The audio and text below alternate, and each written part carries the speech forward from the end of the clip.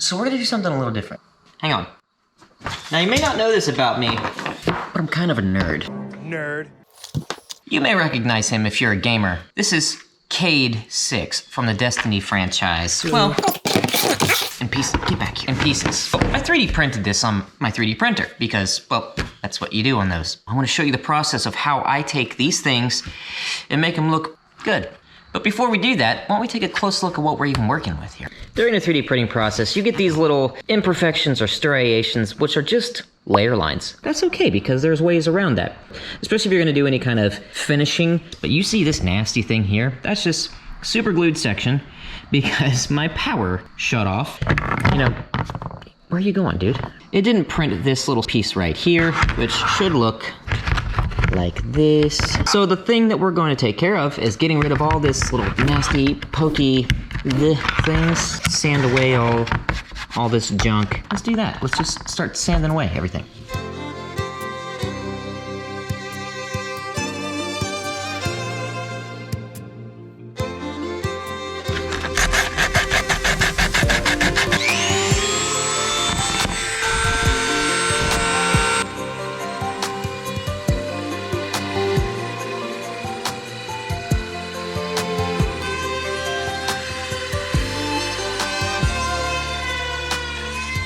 A couple of popsicle sticks are always good to keep around. I use them for lots of things, and this is definitely one of those times that they come in handy.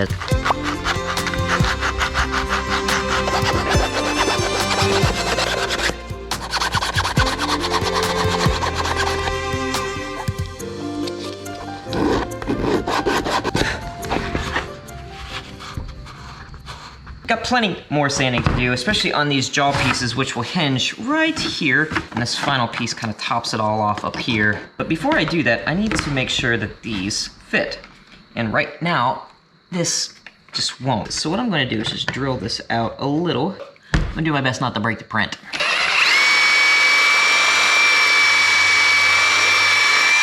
Oh, I didn't break, so that's good. Is it enough? No.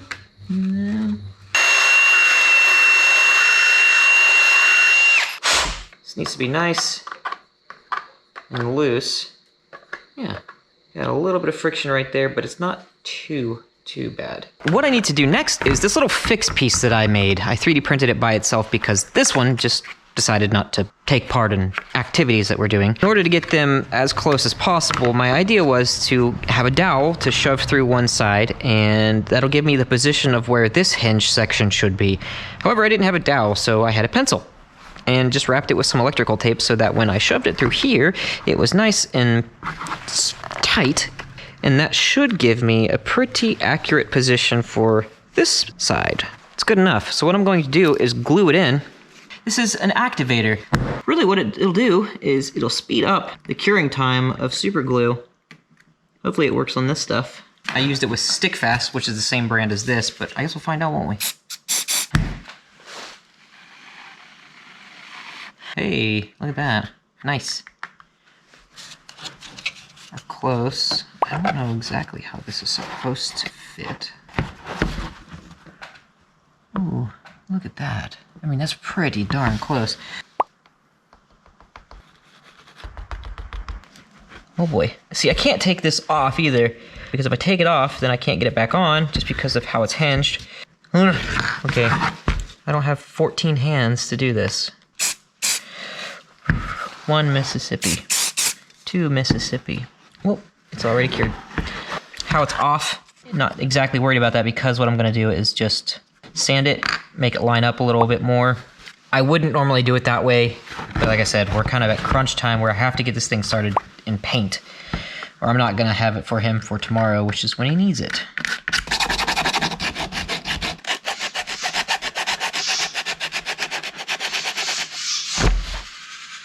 Welcome to my channel. Anytime I'm doing anything that is hard surface or metallic or made out of metal, I use this. It makes it look, well, really cool for one, but it also can hide some of these imperfections a little bit more. If I had more time, I would definitely be taking more care to put some glazing putty on these things and you know, really do it the right way, but don't have the time to do that.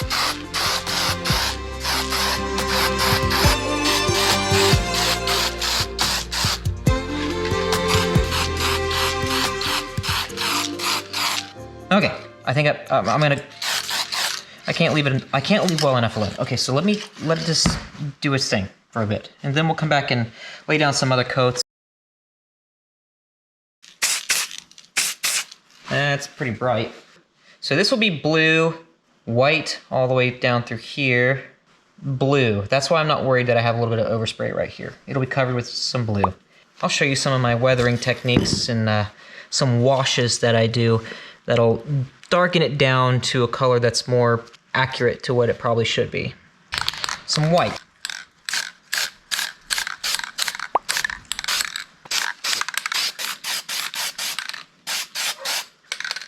We will mask out some areas to make them look, you know, gooder? Yeah, that's the word. I'm starting that weathering process. So you can see how I do this is, what are the things that are most likely going to get scuffed up and scratched during the process of wearing this in the Destiny universe? And it's usually the things that are closest to the surface. Corners and edges are always scuffed up. And then you just have some random scratches, usually in other areas. Okay, so you see how that's coming through? That underlying color's coming through a bit. I want that. That's why I build up in multiple stages. And I'll come through and I'll make it look good in just a minute. I say good. Actually, I'm gonna make it look bad, but intentionally bad, which looks good. Do you understand the words that are coming out of my mouth? I need to mask this up. So what areas are white? And because it's not perfectly dry just yet, I'm gonna touch this masking tape to get some of the adhesive off of it. And very gently lay it in.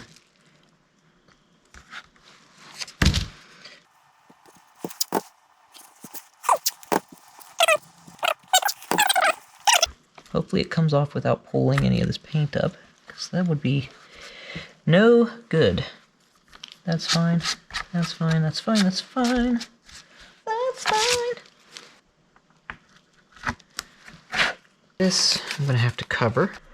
This is green up to this point, it looks like. It's kind of hard to see because it's hidden by his cloak. The hinge itself is going to be the dark blue. Blue, blue, blue. This will be black eventually. We'll get to that. Let me clean that up. There's some nice crispy lines here. So let me lay down a teal color right here quick.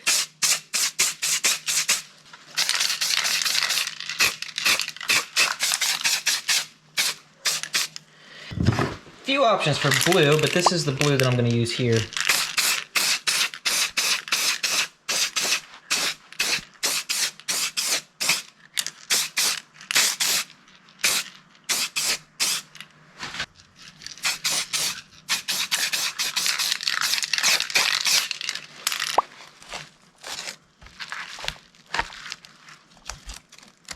I have some flat black primer here.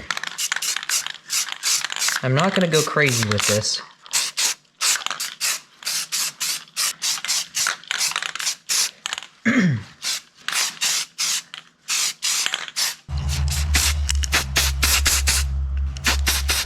So I'm doing this in layers.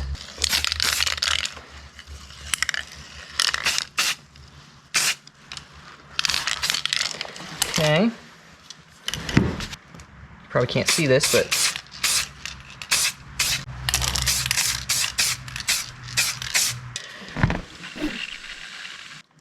so as we're, you know, in a mad dash to do this, let me take this off. Since this paint's not not dry, I don't want to leave the masking tape on there any longer than I absolutely positively have to. It's going to become one with the drying white paint here, and I don't want that.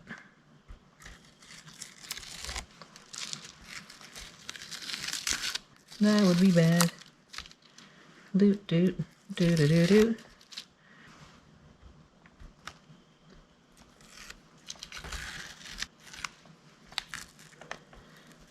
All right, so there's our basic color scheme. Now's another fun part, doing some washes. This is going to add some grunge, dirt, oil, grease, those kinds of things, you know, you come across in the world where this is being used. And because it's not completely mixed, you know, you can water yours down if you need to, if you're doing this. What it's going to do is it's not going to be as opaque, you know, it's more transparent. And I'm going to wipe away a lot of this. And you can see now that it's sitting sort of down in those recessed areas and really selling that idea. With weathering, it doesn't have to be perfect. That's the whole point of it, you know? Really making sure that I get it inside these corners and recessed areas, because that is where dirt lives.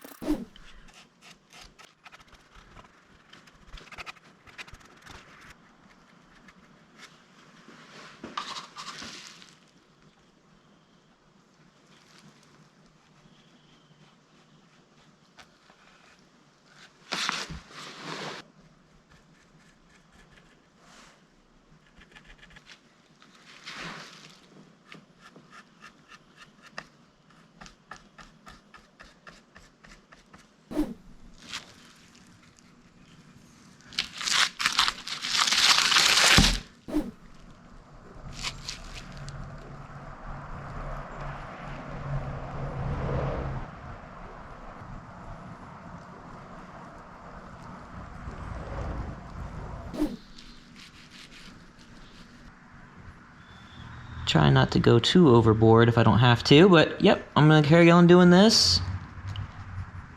Then we're gonna come back for a big reveal.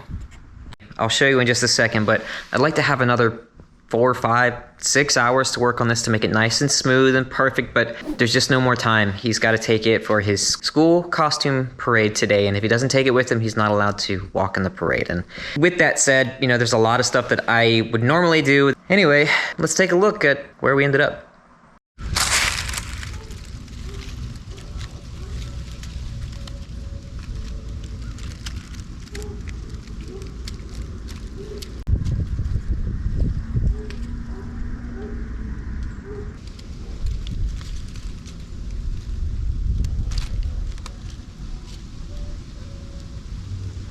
If you like this kind of thing, please like the video, share it if you want to share it with somebody who enjoys this kind of content. Comment down below if you have something you'd like to add to the conversation, and subscribe if you think I earned it. All 3 of those things are huge to helping nobodies like me on the YouTubes. Anyway, good as I'm going to get. Let me clean up the space here. That's not what it looks like.